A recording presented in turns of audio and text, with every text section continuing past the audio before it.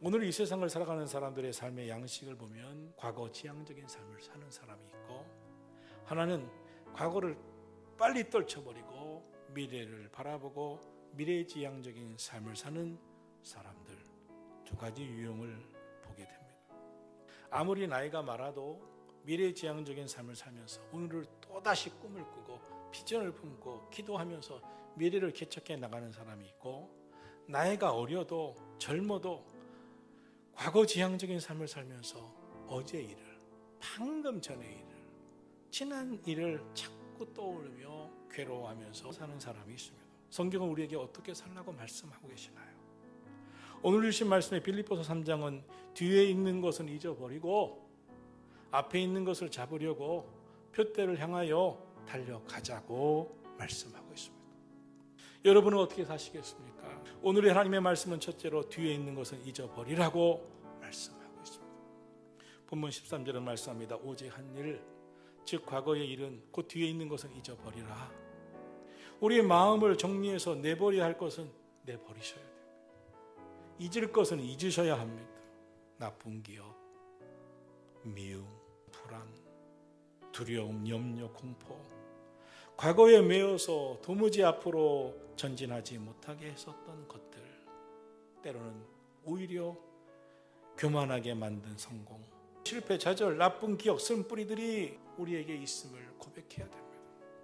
못을 가정의 벽에 박고 나면 그 못을 뽑아도 자국이 남게 됩니다. 우리 인생에도 마음에 흔적들이 남아 고통을 주고 있습니다. 하나님은 이미 용서하셨는데도 죄의 자국, 흔적이 남아서 자꾸 마귀가 참소하고 떠올리게 하고 그것을 떨쳐버려야 될 텐데 죄의 노예가 되게 하며 마음에 생각에 계속 남아 괴롭히며, 어떤 사람은 죄책감에 남고 어떤 사람은 억울함이 남고, 그래서 다시 옛날로 돌아가고 옛날에 그때 그 생각에 빠져버리게 만듭니다. 떨쳐버리질 못해요.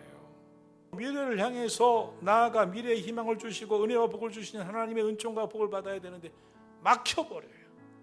괴로움이 계속되는 겁니다. 심지어 고통과 아픔, 죄된 자국은 되물림합니다. 그 고통과 죄된 생각들은 심지어 전염을 시킵니다. 후손에 되물림합니다. 옆에 가족에게 전염시켜요. 여러분 어떻게 해야 할까요? 성경은 예수님의 보혈로 반드시 치유받아야 한다고 말씀하고 있습니다. 예수 그리스도의 보혈 아니면 마음속에 온갖 심리적인 불안, 공포, 초조, 절망의 그 죄가 씻겨지지 않고 치유되지 않습니다.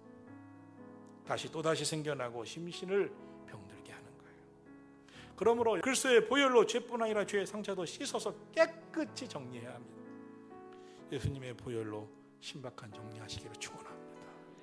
이사야 59장 2절에 오직 너희 죄악이 너희와 너희 하나님 사이를 가로막고 사이를 내어버렸고 너희 죄가 그 얼굴을 가리워서 너희를 듣지 않으시게 함이니라고 기록하고 있습니다. 마음의 미움이, 마음의 죄가, 마음의 분노가, 마음의 혈기가, 그 감정이 떠나가지 않고 우리의 마음에 여전히 남은 채 있으면 하나님과 우리의 관계가 막힌다는 거예요. 기도해도 막힌다는 거예요. 여러분, 지나간 인연, 지나간 일들, 지나간 기억들, 지나간 사건들 왜 오늘도 붙들고 삽니까? 신박한 정리하세요. 예수님의 보혈로. 그리고 앞으로 전진해 나가고 미래지향적으로 사시기를 축원합니다. 오늘 본문 빌립보서 3장 13절을 말씀합니다. 오직 한 일 뒤에 있는 것은 잊어버려라. 미움을 정리하고 잊어버려야 합니다. 청산해야 합니다. 미움은 마음의 독입니다. 우리의 신체의 건강도 해쳐버립니다. 과거는 지나간 것들은 빨리 잊고 오늘에 감사하고 오늘에 최선을 다하고 믿음으로 살고 내가 할 수 있는 일에 기도하면서 미래의 희망과 축복을 받아들일 마음의 그릇, 마음의 축복을 받을 준비를 하셔야 됩니다. 실패, 좌절도 청산하세요. 실패는 또 다른 경험이 생긴 것이지 인생 전체가 실패한 건 아닙니다. 잠언서 24장 16절을 말씀합니다. 대저 의인은 7번 넘어질지라도 다시 일어나지만 악인은 재앙으로 인하여 엎드러지느니라. 7번 넘어질지라도 다시 일어나는 거예요. 그것 때문에 마음의 쓴뿌리가 되어서 지나간 것을 잊어버리지 못하고, 못 불안과 염려, 두려움과 공포 가운데 사신다면 빨리 예수님의 십자가의 보혈로 청산할 수 있기를 축원합니다. 뿐 아니라 과거의 승리와 성공에도 취해만 있으면 안 됩니다. 그러면 다시 미래로 못 나갑니다. 오늘의 잘못된 승리에 도취되지도 말고 미움도 쓴뿌리도 다 잊어버리고 앞을 향해 나아가기를 축원합니다.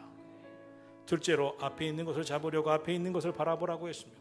바라봄의 법칙이 있습니다. 하나님은 창세기 13장에서 아브라함에게 눈을 들어 동서남북을 바라보라고 하셨어요. 내가 다 이 땅을 내 자손에게 주리라. 또 밤하늘의 별을 보이셨어요. 하늘의 별과 같이 내게 축복하리라. 우리는 바라봐야 합니다. 하나님의 은혜, 하나님의 축복, 하나님이 주신 비전을 바라보기를 주의 이름으로 축원합니다. 빌립보서는 바울의 옥중서신이라고 일컬어집니다. 빌립보서는 61세 전후, 그러니까 사도 바울의 그 당시는 수명이 짧았기 때문에 상당히 늙은 나이에 썼습니다. 그런데 읽어보면 바울의 늙은 노인이 이야기하는 것 같지가 않아요. 나는 둯대를 향하여 또 달려갈 것입니다. 아직도 나는 꿈이 있습니다. 아직도 나는 비전이 있습니다. 여러분, 꿈을 꾸고 둯대를 향하여 달려나가기를 축원합니다. 마태복음 6장 27절에 보면 너희 중에 누가 염려함으로 그 키를 한 자나 더 할 수 있느냐 하는 예수님 말씀이 있습니다. 염려한다고 키를 크게 만들진 못합니다. 해결할 수 없는 염려와 문제를 가지고 근심하지 말라는 겁니다. 내가 할 수 있는 일에 최선을 다하고 살지만 할 수 없는 일은 염려하지 말고 기도하고 하나님께 맡기라는 겁니다. 사랑하시는 성도 여러분, 하나님이 역사에 주시는 은혜를 바라보며 나아가기를 축원합니다. 셋째로 둯대를 향하여 목표를 향하여 달려나가라고 말씀하고 있습니다. 삶의 의미와 목표를 발견한 사람은 진정 행복한 사람이고 복된 사람임에 틀림이 없습니다. 사랑하시는 성도 여러분, 여러분은 어떻게 사십니까? 오늘 14절을 말씀합니다. 둯대를 향하여, 그래서 예수 안에서 하나님이 위에서 부르신 부름의 상을 위하여 달려가노라. 바울 사도는 목표가 분명했습니다. 여러분, 여러분의 인생 목표는 무엇입니까? 어떤 사람이 되기를 원하십니까? 여러분의 삶의 의미는 무엇입니까? 하나님 앞에서 어떤 사람으로 인정받기를 원하십니까? 여호수아 1장 6절에 보면 마음을 강하게 하라, 담대히 하라, 이 말씀을 내 입에서 떠나지 말게 하여 주야로 그것을 묵상하여 그 가운데 기록한 대로 다 지켜 행하라. 그러면 평탄하게 될 것이다. 내가 형통하게 될 것이다. 두려워 말며 놀라지 말라. 내가 어디로 가든지 네 하나님 여호와가 너와 함께 하느니라. 여기서 우리가 선택하고 할 수 있는 게 있어요. 마음을 강하게 하는 것, 마음을 강하게 하자. 담대히 하는 것, 두려워하지 말자, 놀라지 말자. 하나님의 말씀을 주야로 묵상하고 그 말씀을 가슴에 새기자. 이것은 우리가 할 수 있는 일이에요. 우리가 할 수 있는 일, 말씀을 주야로 묵상하면서 마음을 강하게 하고 담대하고 두려워하지 말자, 놀라지 말자, 이렇게 하려고 힘써야 됩니다. 그런데 나머지, 그러면 내가 너와 함께 할 것이다. 내 길이 평탄하게 될 것이다. 내가 형통하리라. 그것은 하나님이 하시는 일이에요. 그런데 어떤 사람은 마음을 강하게도 하지 않고 담대히 하지도 않고 말씀을 주야로 묵상하지도 않고 하나님 너무 불안해요. 왜 형통하게 안 해주세요? 왜 평탄하게 안 해주세요? 할 일부터 하셔야지. 할 일부터. 여러분, 과거는 던져버리시기를 축원합니다. 뒤에 있는 것은 잊어버리고 앞에 있는 것을 잡으려고 앞에 있는 푯대를 바라보고 하나님께서 예비해 놓으신 하늘의 상을 향하여 우리 달려가기를 축원합니다.